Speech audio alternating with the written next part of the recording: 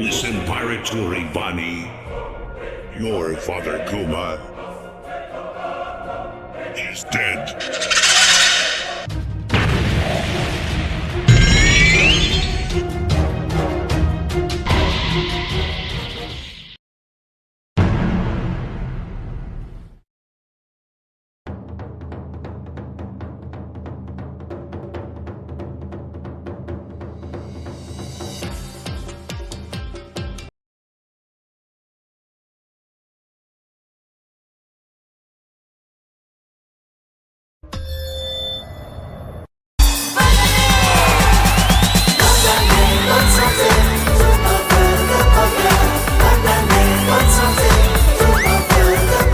Yo les gamines, une bonne année.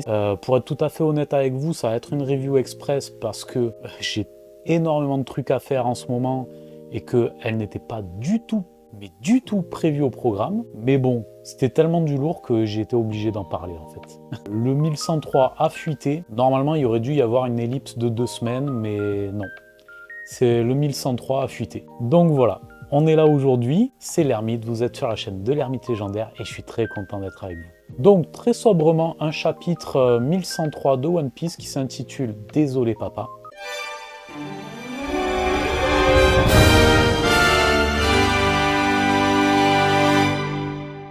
Tout simplement parce que Bonnie est vraiment désolée de tout ce qu'elle a fait subir à son père, tout ce que son père a enduré pour elle. Donc on va traiter de l'essentiel aujourd'hui et on attaque cette ouverture de chapitre avec Bonnie qui sort de la bulle de souvenirs de son paternel. Le flashback sur la vie de Kuma est terminé et elle décide enfin de pardonner à Vegapunk car elle comprend qu'il n'y est strictement pour rien, en tout cas pas intentionnellement, dans la situation de Kuma. Vegapunk lui offre un collier en forme de soleil avec un saphir au milieu.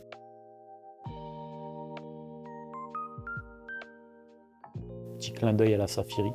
Est-ce que c'était un saphir qui était sur le corps de la mère de Bonnie? Mais en attendant, c'est l'ultime cadeau de Kuma à sa fille, qu'il avait remis à Vegapunk pour qu'il lui offre le jour de ses 10 ans. Donc évidemment, Bonnie est émue aux larmes, elle reprend sa forme d'enfant, sa véritable forme, hein, et se jette dans les bras de Vegapunk. Je crois que c'est avant qu'il lui remette le collier, mais bon, ça change rien à l'histoire.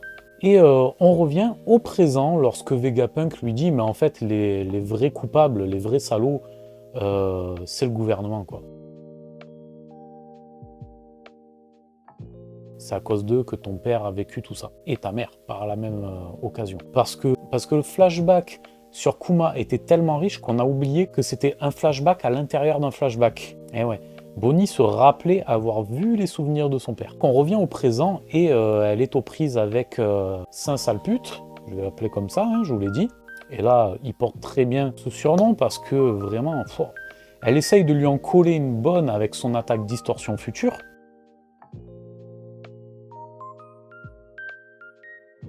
Et il se fait la réflexion, on dirait Nika.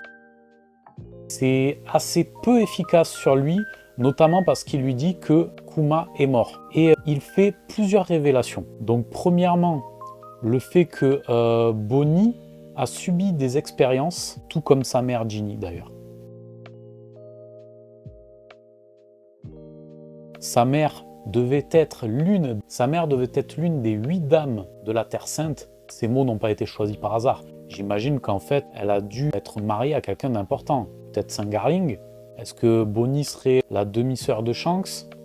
On ne sait pas. En attendant, toujours est-il que ces expériences, ces drogues, comme ils disent, ils lui ont foutu du GHB à Ginny ou... Ginny a développé des effets secondaires, la saphirite, qu'elle a transmis à Bonnie. Bonnie a subi des expériences également qui lui ont permis de développer certaines aptitudes et notamment le pouvoir du Toshitoshi no Mi. Donc elle n'a jamais mangé de fruits du démon en fait. Elle avait ses pouvoirs en elle, dû à ses expériences. Par conséquent, en fait, elle peut se transformer dans un futur qu'elle imagine. Mais l'efficacité de ses pouvoirs varie en fonction du fait que ce futur colle plus ou moins à la réalité ou pas. Plus le futur qu'elle imagine sera différent de la réalité, moins ses pouvoirs seront efficaces. Et étant donné qu'elle imaginait devenir Nika pour sauver son père, lorsqu'on lui a dit que son père était mort, elle a perdu énormément de puissance. Voilà, néanmoins, Saint-Salpute dit quelque chose de vraiment intéressant. Le choix des mots m'a vraiment fait tiquer. Je vais y revenir dans un instant, mais reparlons du fameux collier en forme de soleil que Vegapunk a remis à Bonnie. En fait, ce collier, je me demande, il parle d'un charme protecteur. Donc une sorte de talisman, j'imagine. Est-ce qu'il y a un sens plus profond à cela? Est-ce que, durant ses pérégrinations, Kuma n'a pas découvert des choses sur Nika? Allez savoir. Et qu'il a voulu transmettre ça à sa fille. On peut imaginer plein de choses. Et donc, on se recentre sur Saint-Salpute, qui, après avoir fait la réflexion suite à l'attaque Distorsion Future de Bonnie, il s'est dit, on dirait Nika, mais il dit également, elle ne semble pas avoir fait le rapprochement avec la forme blanche Nika de Chapeau de paille.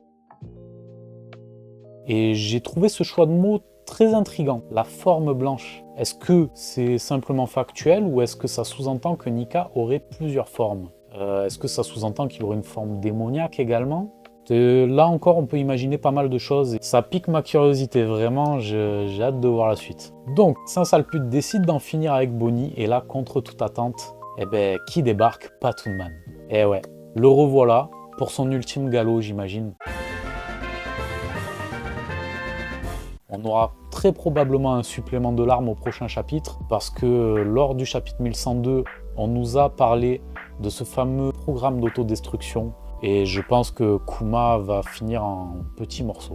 D'ailleurs, comment se fait-il que Kuma arrive sur Egghead? Bon, on sait qu'il peut se téléporter avec son pouvoir des patounes, mais il était censé être à Marie-Joise. Et justement, il y a quelques cases sur une planche où on voit Iva et Dragon discuter des possibilités de la localisation de Kuma, en fait.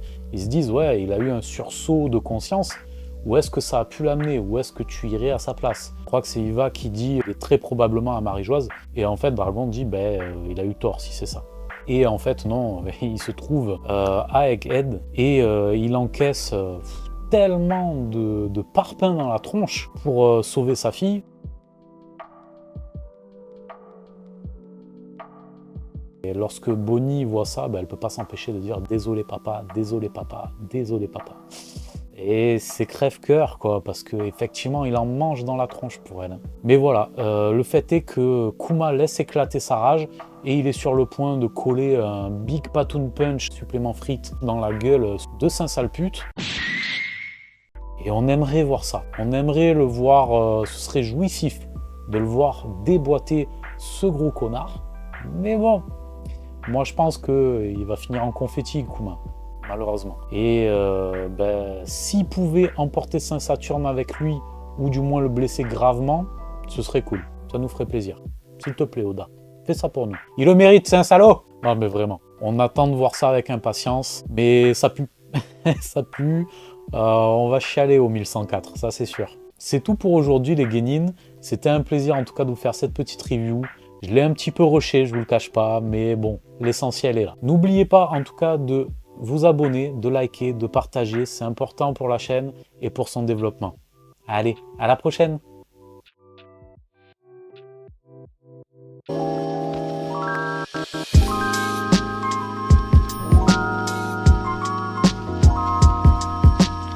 Tu t'es abonné?